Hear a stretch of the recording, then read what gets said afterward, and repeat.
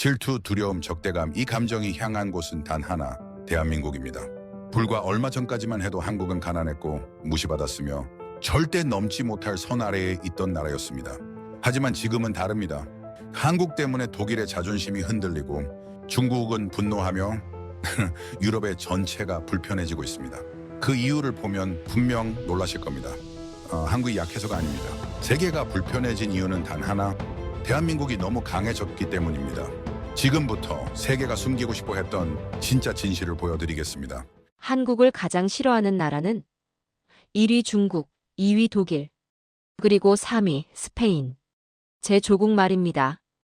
국민 절반이 한국을 혐오한다는 수치.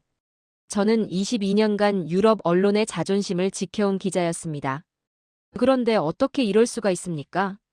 우린 한국 따위는 안중에도 없었는데요. 아니, 그렇게 믿었습니다. 하지만 그 순간 깨달았죠. 우리가 증오한 건 한국이 아니었습니다. 우리 자신이었습니다.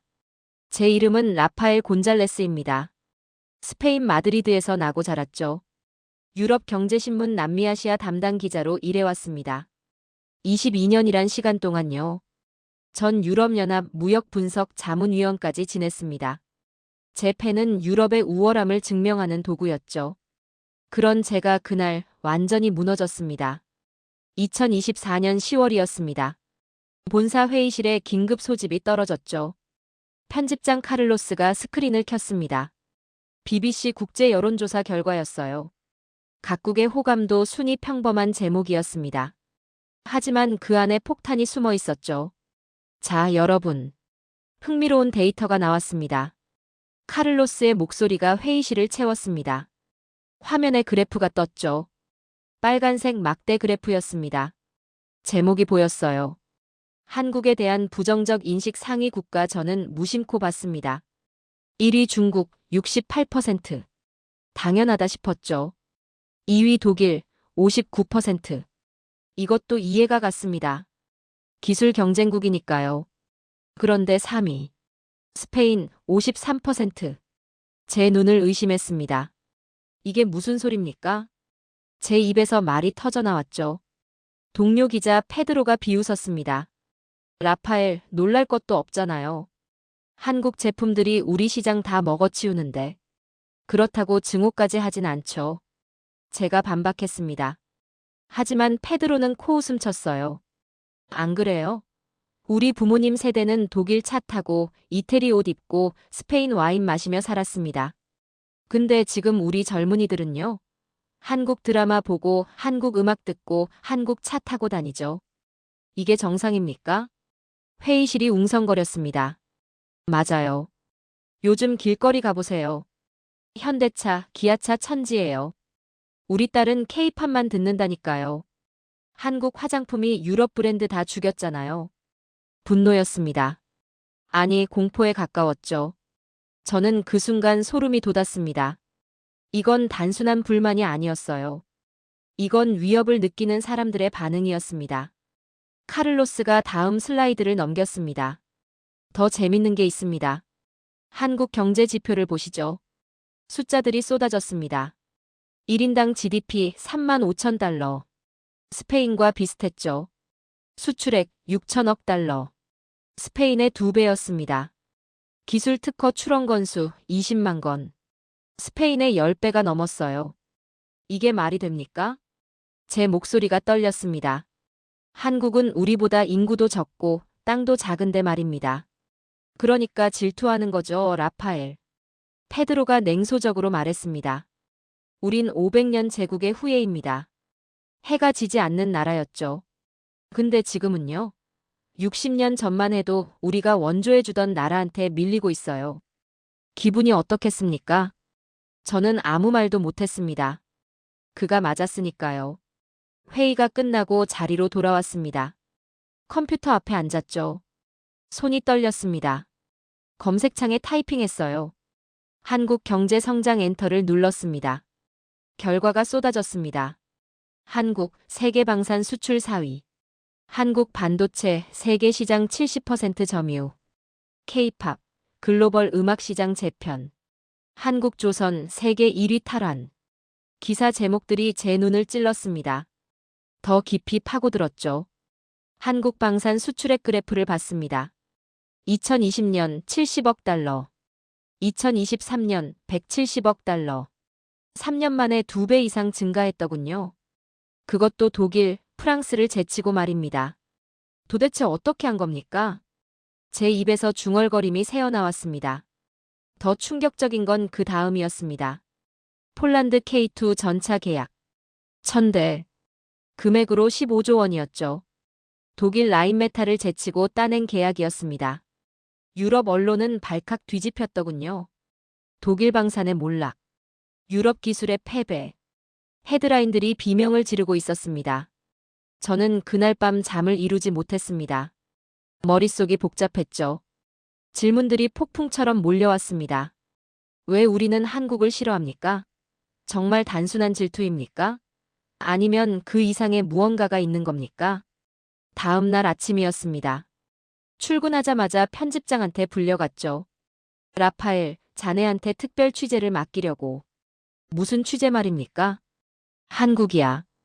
어제 회의 때 자네 반응 봤어. 뭔가 느낀 게 있더군. 카를로스가 저를 똑바로 봤습니다. 우리 독자들도 궁금해할 거야.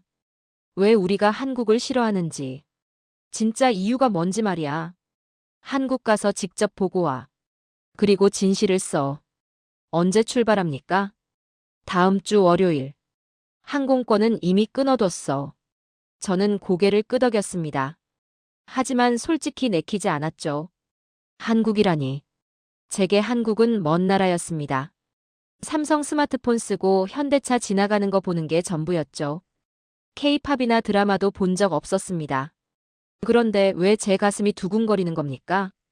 그날 저녁 집으로 돌아왔습니다. 아내 소피아가 물었죠. 당신 얼굴이 왜 그래요? 한국 출장 가게 됐어. 한국? 갑자기요? 응. 특별 취재래. 소피아가 웃었습니다. 잘 됐네요. 우리 딸 마리아가 좋아하겠어요. 한국 아이돌 굿즈 좀 사다 달라고 할 거예요. 아이돌이 뭔데? 당신은 정말 세상 물정 모르네요. 소피아가 한숨을 쉬었습니다. 저는 그날 밤 한국에 대해 검색했습니다. 서울 풍경 사진들을 봤죠. 높은 빌딩들, 화려한 네온 사인, 빠르게 움직이는 사람들. 낯설었습니다. 하지만 이상하게 끌렸어요. 그리고 깨달았습니다. 제가 두려워하고 있다는 걸 말이죠. 무엇이 두렵냐고요? 진실이 두려웠습니다. BBC 설문이 맞다는 걸 확인하는 게 두려웠죠. 우리 스페인이 정말로 한국을 질투하고 있다는 사실. 해가 지지 않던 제국이 작은 반도 국가 앞에서 무릎 꿇고 있다는 진실 말입니다. 하지만 저는 기자입니다. 진실을 피할 순 없었죠. 월요일이 왔습니다. 마드리드 공항에 섰습니다. 인천행 비행기 표를 손에 쥐고요. 12시간 비행이었죠. 기내에서 생각했습니다. 과연 한국은 어떤 나라일까요? 정말 우리가 질투할 만한 나라일까요? 아니면 그저 과대평가된 신흥국일까요? 답은 곧 나올 것입니다. 비행기가 이륙했습니다. 저는 창밖을 봤죠. 마드리드가 작아졌습니다. 제가 사랑하던 도시가 점점 멀어졌어요. 그리고 생각했습니다. 이 여행이 끝나면 저는 어떤 사람이 되어 있을까요? 그날 저는 몰랐습니다. 제 인생이 완전히 바뀔 거란 걸 말이죠. 인천공항에 발을 디딘 순간 저는 얼어붙었습니다. 이게 공항입니까? 아니, 미래 도시였습니다. 천장이 높고 밝았죠. 유리와 철골이 완벽한 곡선을 그렸습니다. 바닥은 거울처럼 반짝였어요.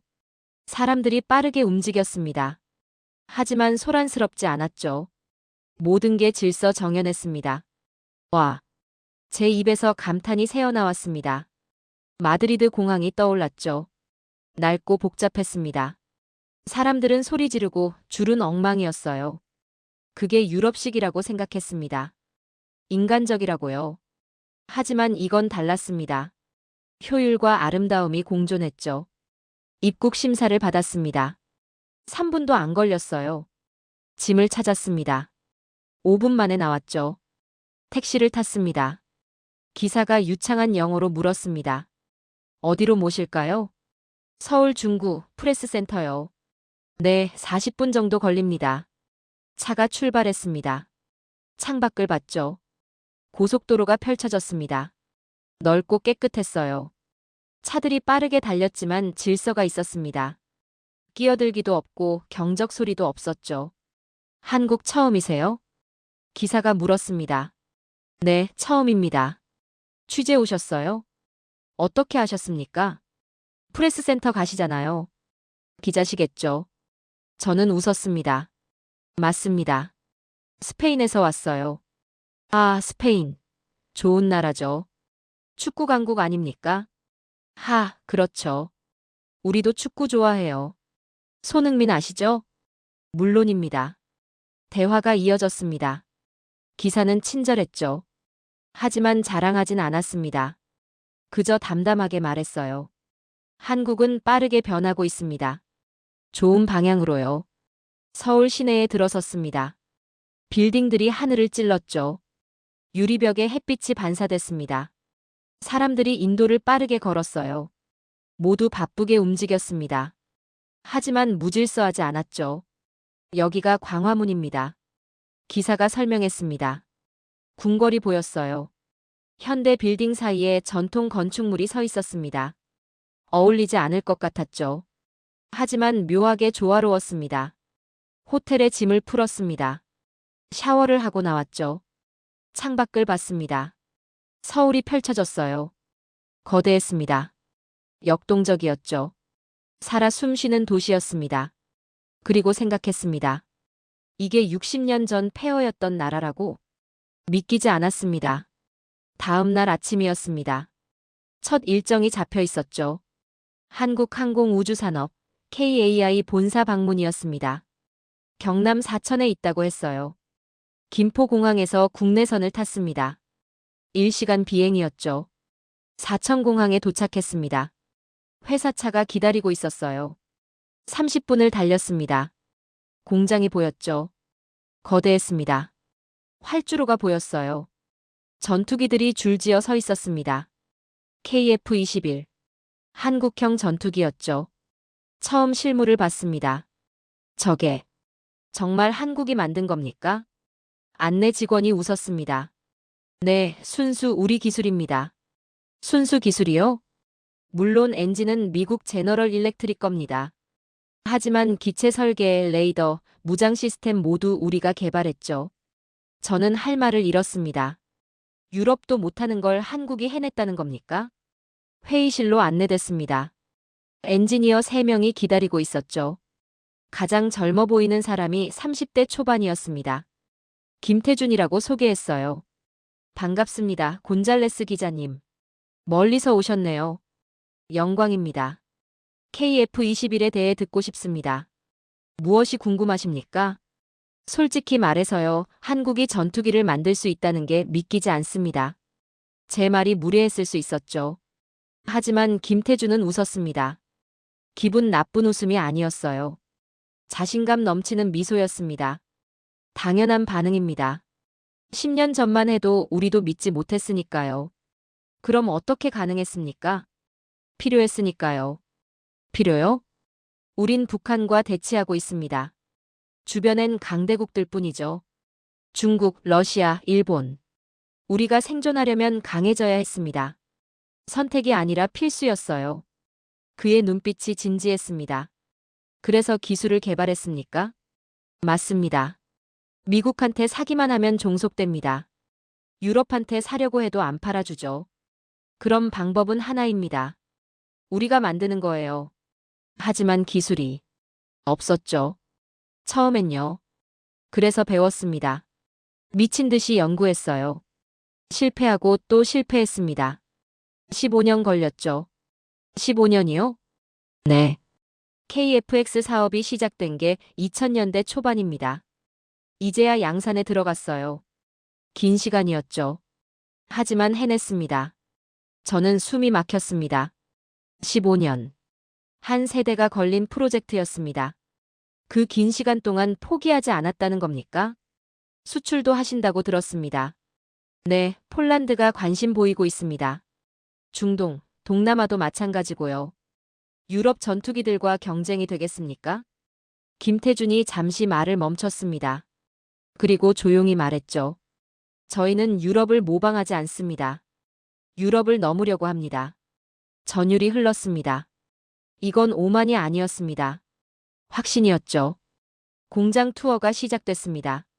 거대한 경납고에 들어갔어요. 전투기들이 조립되고 있었습니다. 로봇팔들이 정밀하게 움직였죠. 엔지니어들이 모니터를 보며 작업했습니다. 저기 보이는 게 최신 모델입니다. 김태준이 가리켰습니다. 회색 전투기였어요. 날렵했습니다. 아름답기까지 했죠. 블록2 모델입니다. 스텔스 기능이 강화됐죠. 레이더에 거의 안 잡힙니다. 거의요? 완전 스텔스는 F-35나 F-22 수준이죠. 우린 그 중간입니다. 하지만 가격은 3분의 1이에요. 3분의 1이라고요? 네. 그래서 경쟁력이 있는 겁니다. 성능은 90%인데 가격은 30%니까요. 저는 고개를 끄덕였습니다. 이해가 됐죠. 한국은 최고를 만들려는 게 아니었습니다. 가장 효율적인 걸 만들려는 거였어요. 곤잘레스 기자님. 김태준이 저를 불렀습니다. 한 가지 말씀드리고 싶은 게 있습니다. 무엇입니까? 우린 세계 1위가 되려고 하지 않습니다. 예. 우린 그저 살아남으려고 합니다. 강대국들 사이에서 생존하려고 하는 거예요. 그런데 이상하게도 그게 세계 최고 수준이 되더군요. 그의 말이 가슴을 쳤습니다. 생존. 그게 전부였습니다. 그런데 그 절박함이 기술을 만들었죠. 혁신을 낳았습니다. 서울로 돌아왔습니다. 호텔방에 앉아 있었죠. 노트북을 켰습니다. 오늘 본 것들을 정리했어요. 손이 빠르게 움직였습니다. 그런데 이상했습니다. 분노가 아니라 존경이 느껴졌죠. 제가 뭘 보고 온 겁니까? 한국의 기술력? 아니었습니다. 한국인의 정신을 본 겁니다. 포기하지 않는 의지, 생존을 위한 절박함, 그리고 겸손한 자신감. 김태준의 마지막 말이 떠올랐습니다. 우린 일본을 모방하지 않습니다. 우린 넘었습니다. 그 눈빛이 잊히지 않았죠. 핸드폰이 울렸습니다. 편집장 카를로스였어요. 라파엘, 어때? 뭔가 건졌나? 네. 많이요. 기사 쓸만해? 충분합니다. 좋아. 기대하고 있겠네. 전화를 끊었습니다. 창밖을 봤죠. 서울의 야경이 펼쳐졌습니다. 불빛들이 반짝였어요. 저 불빛 하나하나가 누군가의 땀이겠죠. 꿈이고 희망이고. 그리고 깨달았습니다. 우리가 한국을 질투한 이유를 말입니다. 그들은 미래를 만들고 있었습니다. 우린 과거를 팔고 있었죠. 그게 전부였어요. 다음 날, 저는 각국 언론 보도를 분석하기 시작했습니다. 호텔방에 앉아 노트북을 켰죠. 검색어를 입력했습니다. 한국에 대한 세계 여론 결과가 쏟아졌어요. 그런데 이상했습니다. 긍정적인 기사보다 부정적인 기사가 더 많았죠. 왜 그럴까요? 독일 언론부터 봤습니다. 한국 방산, 유럽 시장 잠식, 독일 기술력 신화 붕괴, 라인메탈, 폴란드 계약 패배. 헤드라인들이 비명을 지르고 있었습니다. 기사 내용을 읽었죠. 분노가 가득했어요. 한국은 저가 덤핑으로 시장을 교란한다. 기술은 여전히 유럽이 우월하다. 방어적인 논조였습니다. 중국 언론으로 넘어갔습니다. 더 노골적이었죠. 한국은 미국의 앞잡이. 문화 침략을 경계하라. K-팝은 정신적 아편. 증오에 가까웠습니다. 왜 이렇게까지 합니까? 저는 깊이 파고들었어요. 중국 네티즌 댓글들을 봤습니다. 번역기를 돌렸죠. 한국이 우릴 무시한다. 작은 주제에 건방지다. 우리가 원조해준 나라가 감히. 자존심이었습니다. 중국은 수천 년 대국이었죠. 한국은 속국이었습니다. 그런데 지금은 역전됐어요. 1인당 GDP, 기술력, 문화 영향력 모두 한국이 앞섰죠. 중국인들이 견딜 수 없었던 겁니다. 인도 언론을 찾았습니다. K-드라마, 인도 시장 석권. 인도 청년들 한국어 배우기 열풍. 발리우드 위기론. 문화적 박탈감이 느껴졌죠. 인도는 자부심이 강한 나라입니다. 발리우드 영화, 인도 음악이 자랑이었어요. 그런데 한국 콘텐츠가 젊은이들을 사로잡았습니다. 불안했겠죠. 브라질 기사들을 봤습니다. 한국 자동차, 브라질 시장 점유율 급증. 현대기아, 폭스바겐 추월. 브라질 청년 실업률 상승. 한국 기업 탓. 경제적 위협이었습니다. 브라질은 제조업으로 먹고 사는 나라죠. 그런데 한국 기업들이 시장을 잠식했습니다. 일자리가 위협받았어요. 케냐 언론도 있었습니다. 한국, 아프리카 인프라 시장 장악. 중국과 한국, 아프리카 쟁탈전. 케냐 청년들, 한국 문화의 열광. 희망과 경계가 공존했죠. 패턴이 보였습니다. 각국이 한국을 싫어하는 이유가 달랐어요. 하지만 공통점이 있었습니다. 전부 자기 나라가 위협받는다고 느꼈죠. 경제적으로, 문화적으로, 기술적으로. 저는 메모를 정리했습니다. 독일 기술적 자존심 붕괴. 중국 역사적 우월감 상실. 인도 문화적 정체성 위협. 브라질 경제적 입지 약화. 케냐 새로운 강자에 대한 경계. 그리고 스페인을 추가했습니다. 스페인 과거 제국의 자존심 훼손. 우린 뭡니까?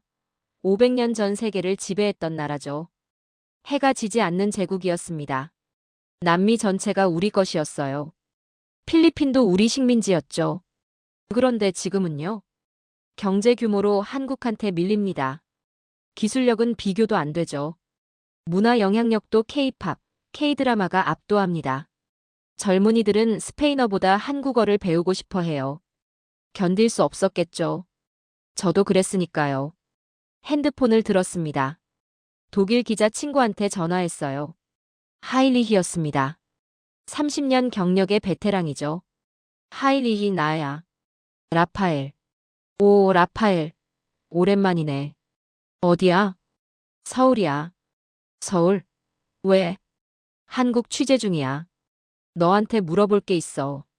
뭔데? 솔직히 말해줘. 독일 사람들 한국을 어떻게 생각해?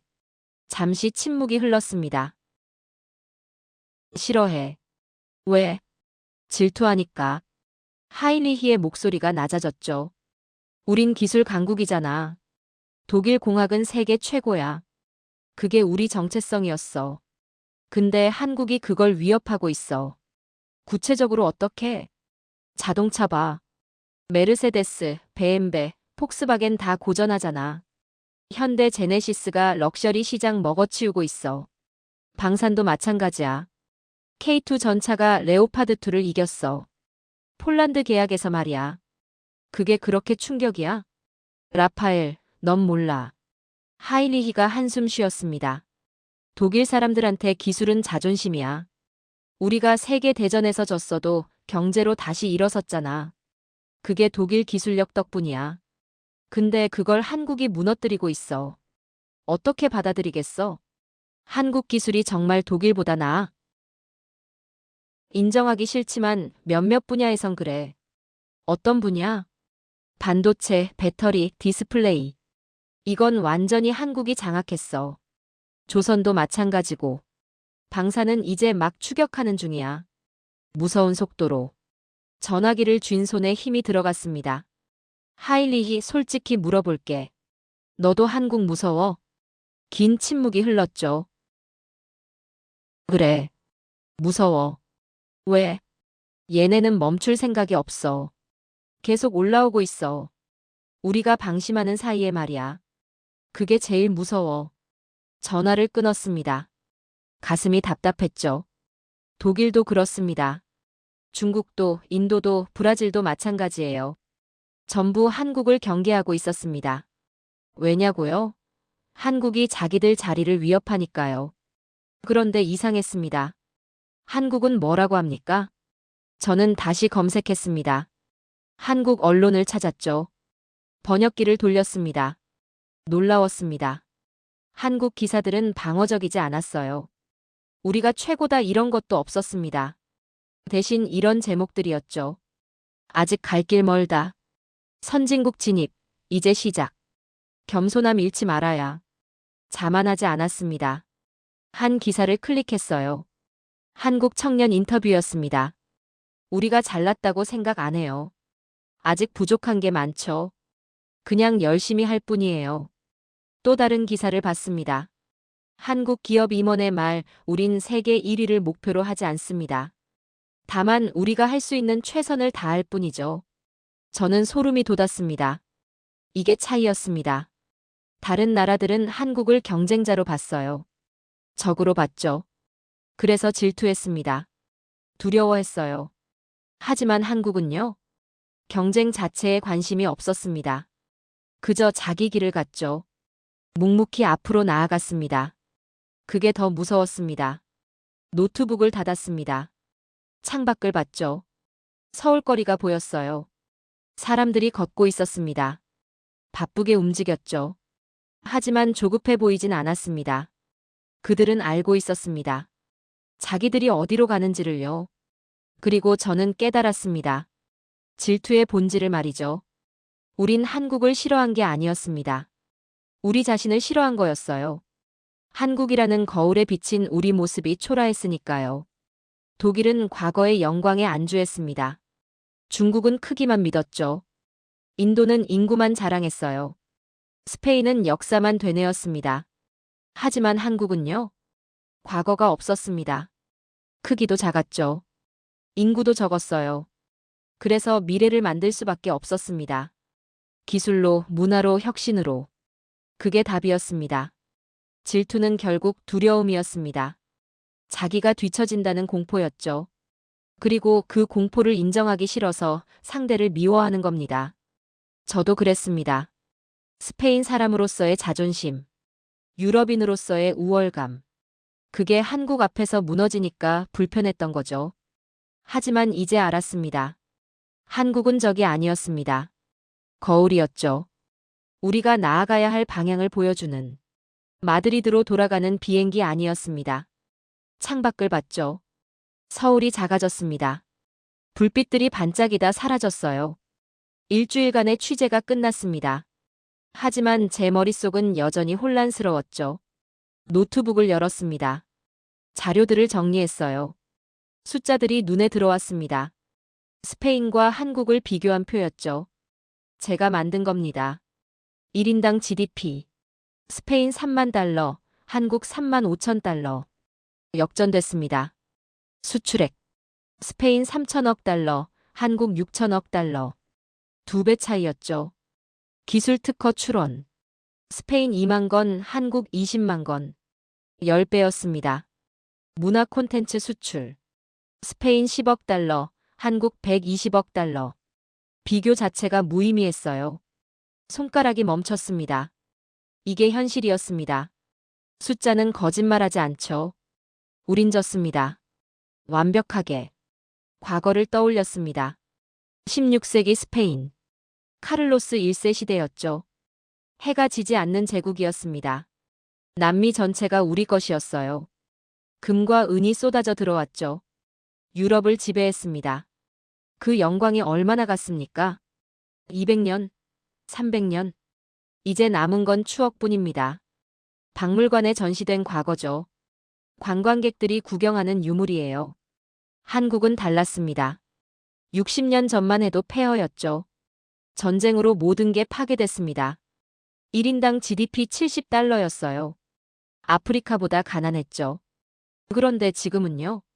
세계 10위권 경제 대국입니다. 기술 강국이죠. 문화 강국이에요. 어떻게 가능했습니까? 김태준 엔지니어의 말이 떠올랐습니다.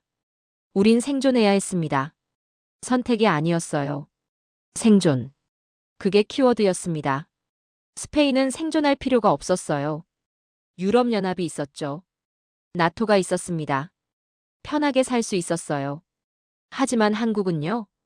주변이 전부 적이었습니다. 북한, 중국, 러시아, 일본. 동맹은 미국뿐이었죠. 그것도 완전히 믿을 순 없었습니다. 그래서 스스로 강해져야 했습니다. 기술을 개발했죠. 산업을 일으켰어요. 문화를 만들었습니다. 필사적으로. 저는 한숨을 쉬었습니다. 우린 언제부터 안주했을까요? 언제부터 과거만 바라봤을까요? 핸드폰이 울렸습니다. 편집장 카를로스였어요. 라파엘 도착했나? 아직 비행기 아닙니다. 그래. 기사는 언제 줄 수 있어? 이틀 안에 보내겠습니다. 좋아. 근데 라파엘. 네. 어떤 내용으로 쓸 건가? 독자들이 궁금해해. 저는 잠시 망설였습니다. 뭐라고 써야 합니까? 한국을 비판해야 할까요? 독자들이 듣고 싶어 하는 말을 해야 할까요? 한국은 거품이다. 곧 무너질 것이다. 우린 여전히 우월하다. 이런 말들을 쓰면 편하겠죠. 독자들도 좋아할 겁니다. 자존심이 회복될 테니까요. 하지만 거짓말입니다. 제가 본 한국은 거품이 아니었어요. 오히려 단단했습니다. 확고했죠. 미래를 향해 달리고 있었습니다. 카를로스. 응. 저는 진실을 쓰겠습니다. 진실? 네. 우리가 보고 싶어 하는 것 말고 있는 그대로를요. 침묵이 흘렀습니다. 알았어. 자네를 믿겠네. 전화가 끊겼습니다. 마드리드에 도착했습니다. 공항을 나섰죠. 익숙한 풍경이었습니다. 하지만 이상했어요. 낡아 보였습니다. 느려 보였죠. 인천공항이 떠올랐습니다. 밝고 넓었던 공간. 빠르고 정확했던 시스템. 친절했던 사람들. 비교가 됐습니다. 집에 도착했습니다. 아내 소피아가 반겼어요. 어서 와요. 어땠어요? 충격적이었어. 뭐가? 모든 게. 소피아가 웃었습니다. 그렇게 대단해요? 응. 우리가 생각한 것보다 훨씬. 딸 마리아가 달려왔죠. 아빠, 한국 굿즈 사왔어요? 물론이지. 가방에서 꺼냈습니다. 케이팝 아이돌 사진집이었어요. 마리아가 환호했죠. 와, 고마워요, 아빠. 저는 마리아를 봤습니다. 15살. 스페인에서 태어났죠. 스페인어를 씁니다. 스페인 학교를 다녀요. 하지만 한국 음악을 듣습니다. 한국 드라마를 봐요. 한국 화장품을 쓰죠. 한국어도 배우고 있습니다. 왜일까요? 스페인 문화가 재미없어서? 아닙니다. 한국 문화가 더 매력적이니까요. 더 신선하고 더 역동적이고 더 미래지향적이니까. 마리아 같은 아이들이 전 세계에 수억 명입니다. 이게 한국의 힘이었습니다. 다음 날 사무실로 출근했습니다. 동료들이 물었죠. 어땠어, 라파엘? 한국 정말 거품이야? 케이팝이 곧 사라질 거라던데. 저는 고개를 저었습니다. 아니야. 전혀. 뭐? 한국은 거품이 아니야. 오히려 우리보다 견고해. 동료들이 웅성거렸습니다. 무슨 소리야? 라파엘, 너 한국한테 세뇌당한 거 아냐? 페드로가 비웃었죠. 저는 그를 똑바로 봤습니다. 페드로, 솔직히 물어볼게. 너 한국 가봤어? 아니. 그럼 어떻게 한국이 거품이라고 확신해? 그냥. 다들 그렇게 말하잖아. 다들 그렇게 말한다고 진실이 돼? 페드로가 입을 다물었습니다. 저는 자리로 돌아왔죠. 노트북을 열었습니다. 기사를 쓰기 시작했어요. 제목을 입력했습니다.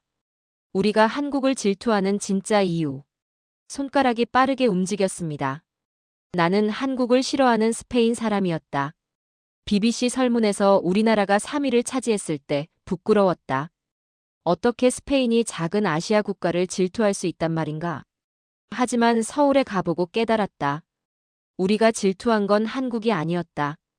우리 자신이었다. 한국은 60년 만에 폐허에서 선진국이 됐다. 스페인은 500년 만에 제국에서 평범한 나라가 됐다. 차이가 뭘까? 한국은 미래를 만들었다. 우린 과거를 팔았다. 한국은 생존을 위해 기술을 개발했다. 우린 관광으로 먹고 살았다. 한국은 겸손하게 앞으로 나아갔다. 우린 자만하며 뒤로 물러섰다.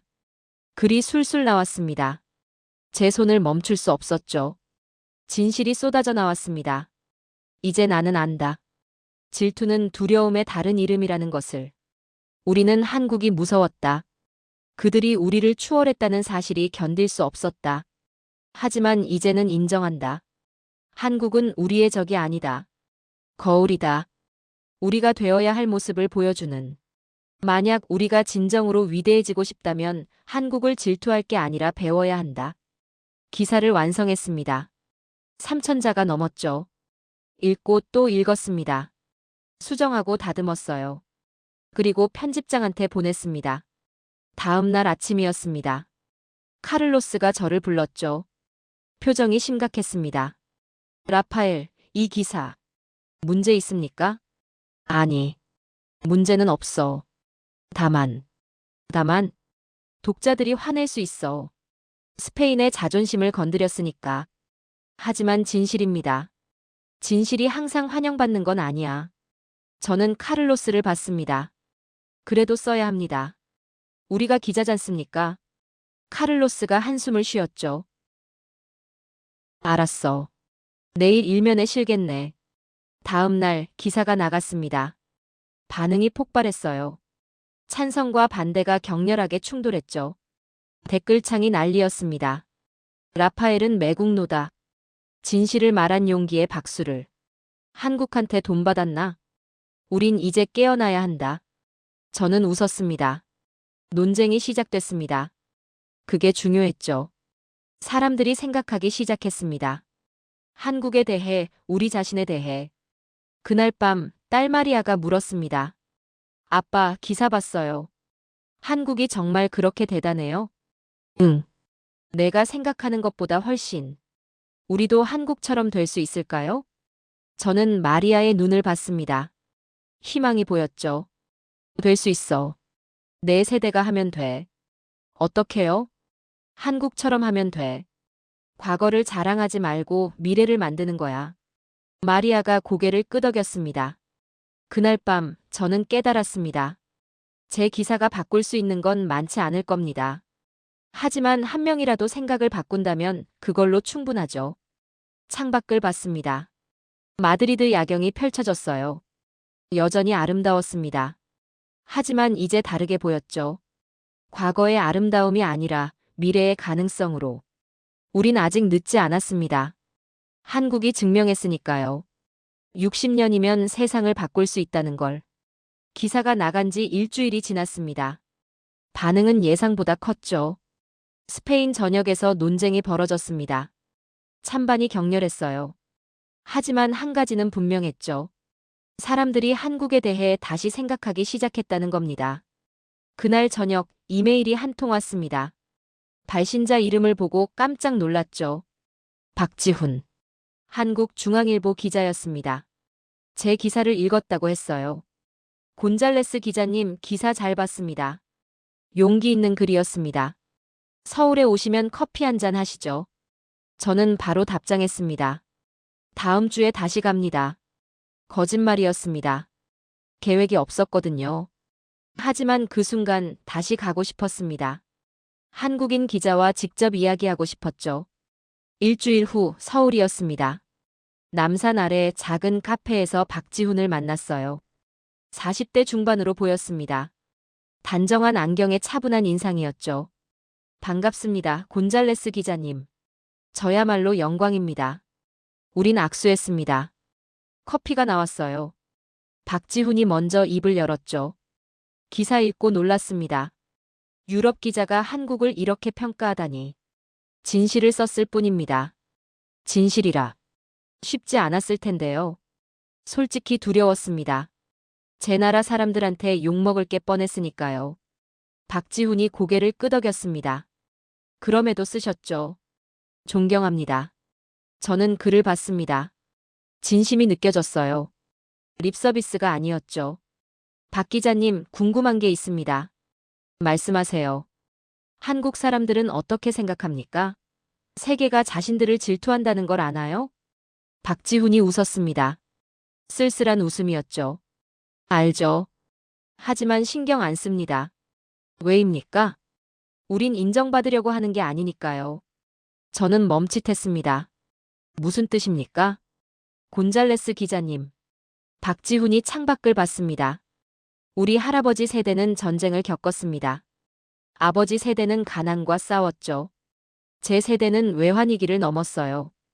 우린 항상 생존이 목표였습니다. 지금도 그렇습니까? 네. 지금도 마찬가지예요.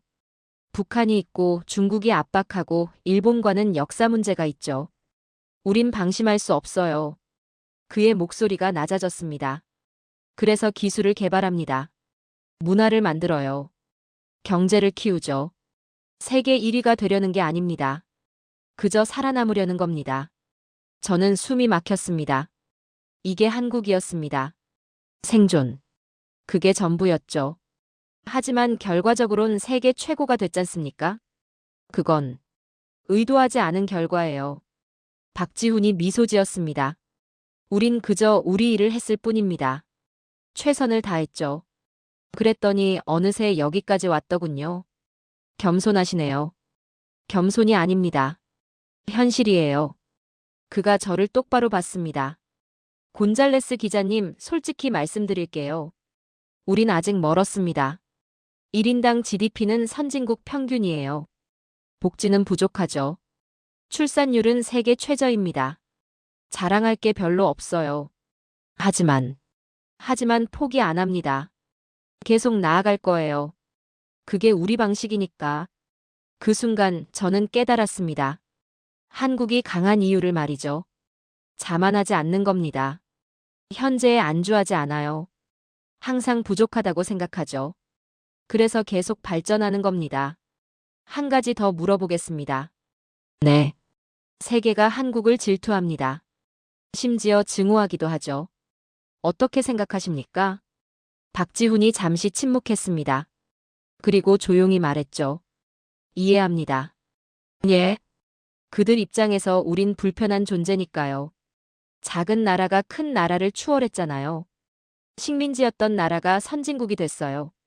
불편하겠죠. 화나지 않습니까? 아니요. 오히려 책임감을 느낍니다. 책임감이요? 박지훈이 고개를 끄덕였습니다. 우린 증명해야 합니다. 작은 나라도 할 수 있다는 걸요.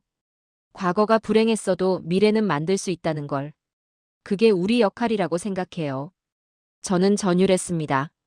이 사람은 한국을 위해 싸우는 게 아니었습니다. 세계를 위해 싸우고 있었죠. 희망을 보여주려는 겁니다. 커피를 마셨습니다. 따뜻했어요.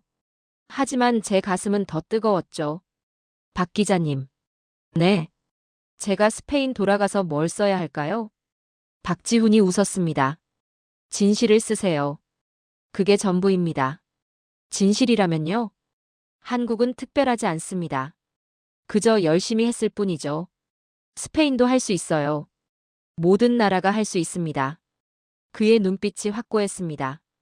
우린 경쟁자가 되고 싶지 않아요. 동료가 되고 싶습니다. 함께 더 나은 세상을 만들고 싶어요.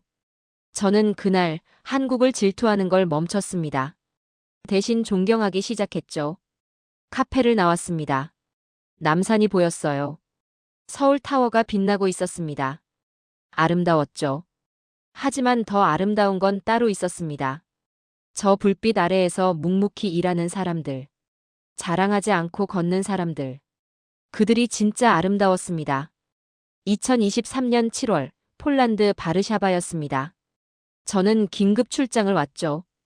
유럽 전체가 발칵 뒤집힌 사건 때문이었습니다. 폴란드가 K2 전차 1000대를 구매한다고 발표했거든요. 금액이 어마어마했습니다. 15조 원.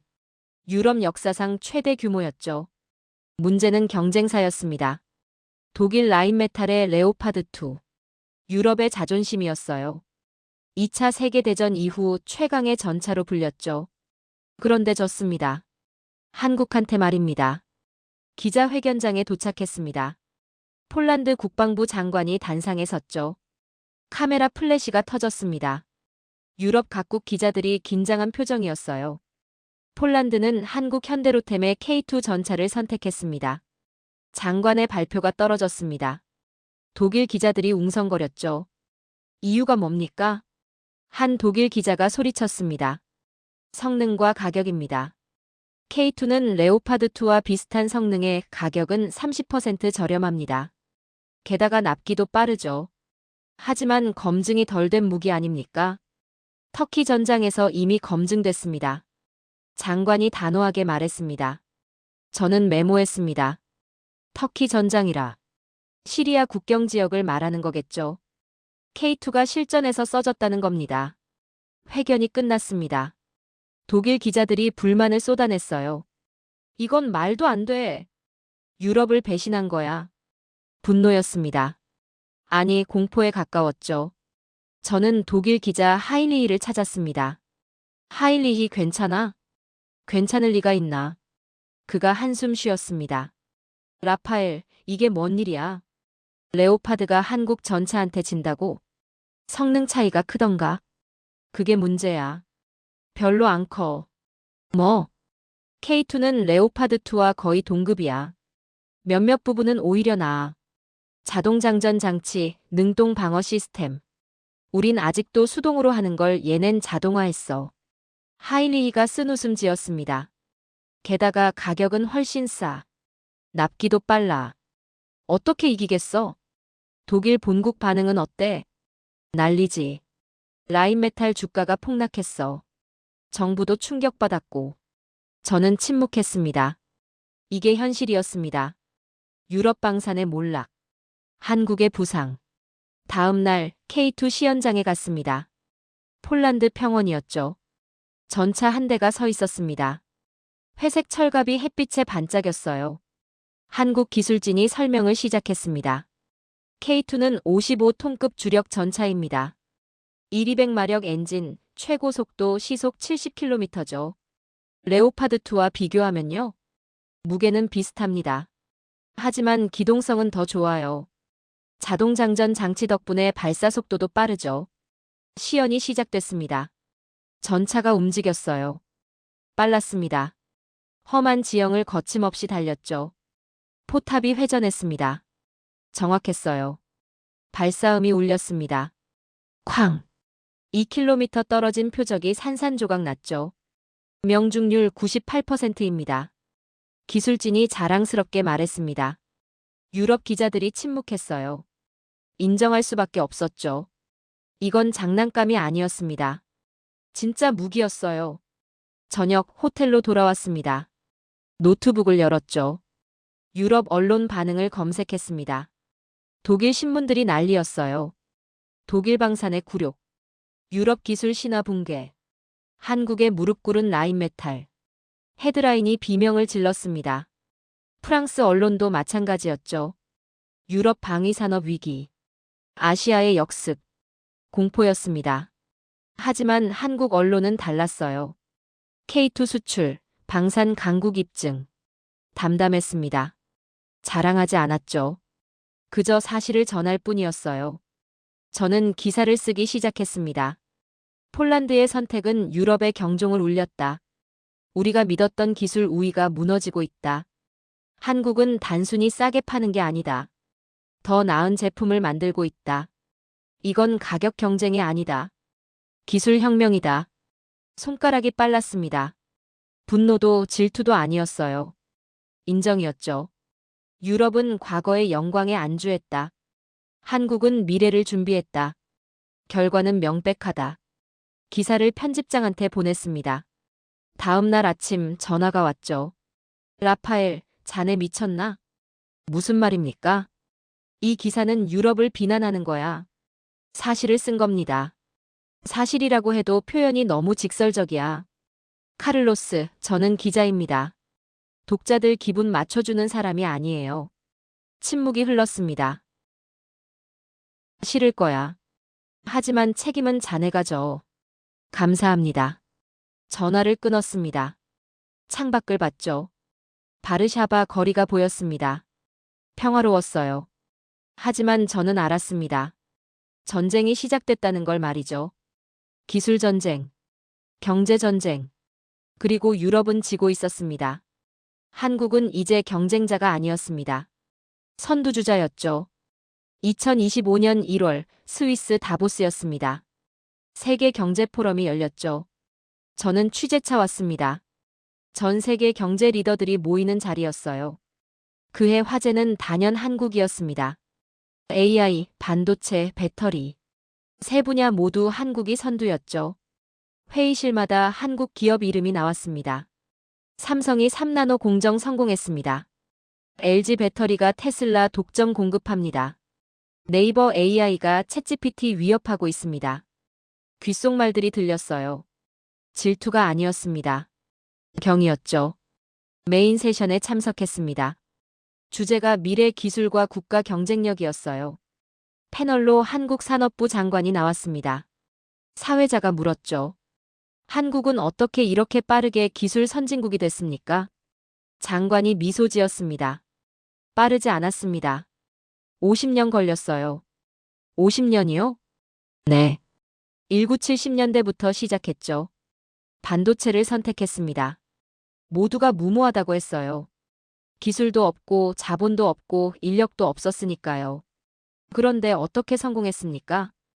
포기하지 않았습니다. 장관의 목소리가 단호했습니다. 정부가 지원했어요.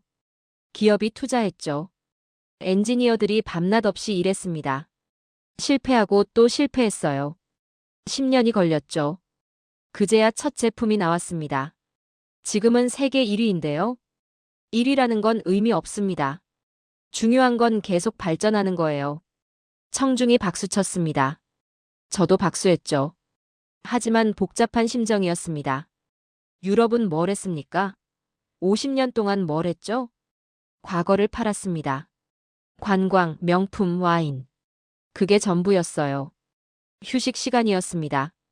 독일 경제부 차관을 만났어요. 알베르트라는 사람이었죠. 곤잘레스 기자, 오랜만이군요. 차관님, 어떻게 지내십니까? 힘듭니다. 요즘 독일 경제가 어려워서요. 한국 때문입니까?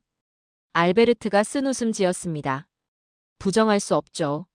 자동차, 반도체, 배터리 모두 밀리고 있어요. 대책은요? 모르겠습니다. 솔직히. 그가 한숨 쉬었어요. 라파엘, 우린 너무 늦었어요. 한국이 반도체 투자할 때 우린 뭐 했죠? 자동차만 팔았습니다. 배터리 개발할 때 우린요?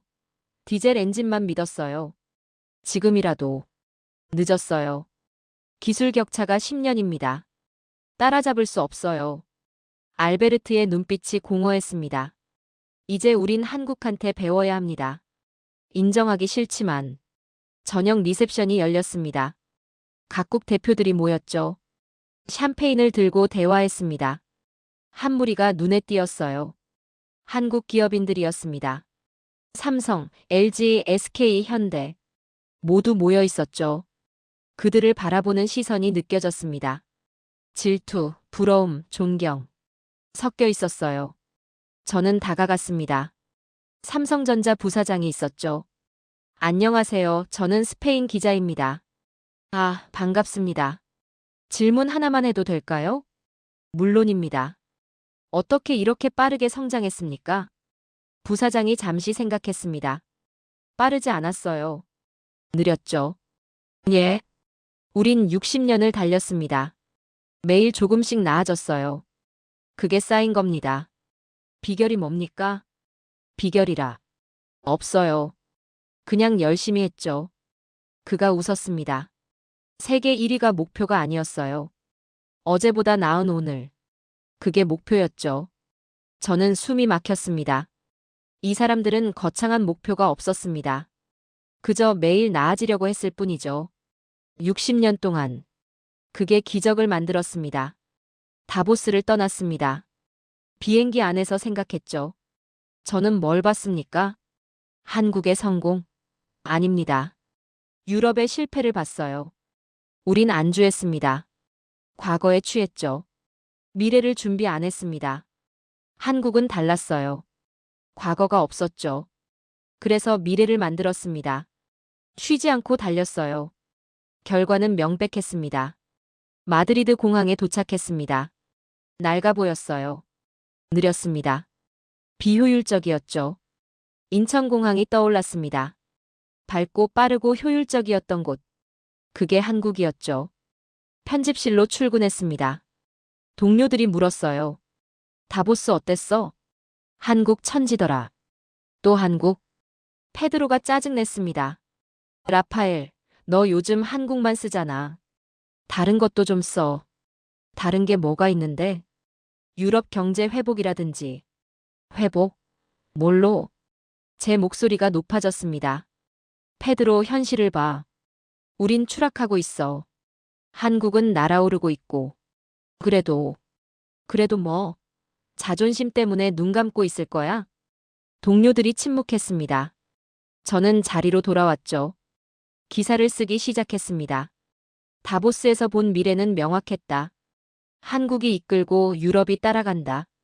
질투의 시대는 끝났다. 이제 존경의 시대다. 우리가 배워야 할 건 기술이 아니다. 자세다. 매일 나아지려는 한국의 자세. 손가락이 빠르게 움직였습니다. 진심이 담겼죠. 한국은 작은 나라다. 하지만 세상을 흔들었다. 우리에게 보여줬다. 과거가 아니라 미래로 살 수 있다는 것을. 기사를 완성했습니다. 제목을 붙였죠. 질투는 끝났다. 이제 존경이다. 편집장한테 보냈습니다. 다음 날 일면에 실렸어요. 반응이 폭발했습니다. 하지만 이번엔 달랐죠. 찬성이 더 많았습니다. 라파엘이 맞다. 우린 깨어나야 한다. 한국한테 배우자. 댓글들이 희망을 말했습니다. 저는 웃었습니다. 변화가 시작됐죠. 작지만 확실한 변화. 2025년 7월, 다시 서울이었습니다. BBC가 후속 리포트를 준비한다고 했어요. 한국에 대한 세계 인식 변화 주제였죠. 저도 패널로 초대받았습니다. 서울시청 광장에 섰습니다. 사람들이 오가고 있었어요. 젊은이들, 중년들, 노인들. 모두 바빠 보였죠. 하지만 여유도 있었습니다. BBC 기자가 저한테 물었습니다. 곤잘레스 기자님, 2년 전 한국을 질투한다고 하셨죠.